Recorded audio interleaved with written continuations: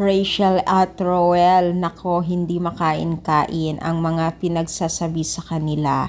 So, ano nga ba itong dahilan? So, bago natin ipagpatuloy ang ating pag-support today's video, kung bago ka pa lang sa aking channel, please subscribe po, like, and pakit na rin po natin guys ang notification bell upang ma-update po tayo tuwing ako po nag-upload sa mga viral and trending video.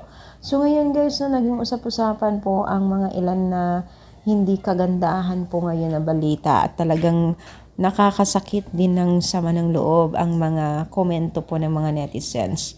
Dahil dito ay talagang medyo nagkakaramburambulan sa mga comment section, no. So maraming nagsasabi talaga guys na hindi lang isa, napakadami na wala daw utang na loob ang Rochelle. Yes mga mima, kung hindi daw sa Team Kalingap ay wala daw sila sa kanilang kinakataliuhan. Especially kay Rachel daw na talaga naman pong nakita nila ang kanyang pagtaas ng pakpak na tila nga daw siya pa daw yung umasta siya raw yung abrabyado.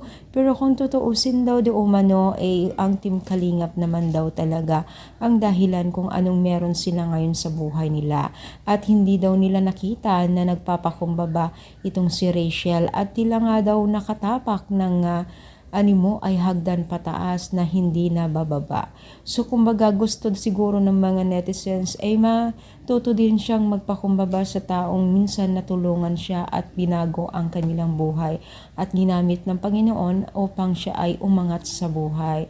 Yan lang ang gusto ng mga netizens, pero syempre may kanya-kanya tayong dahilan, pananaw sa buhay. Kung siya ay ganyan, wala tayong magagawa, di ba?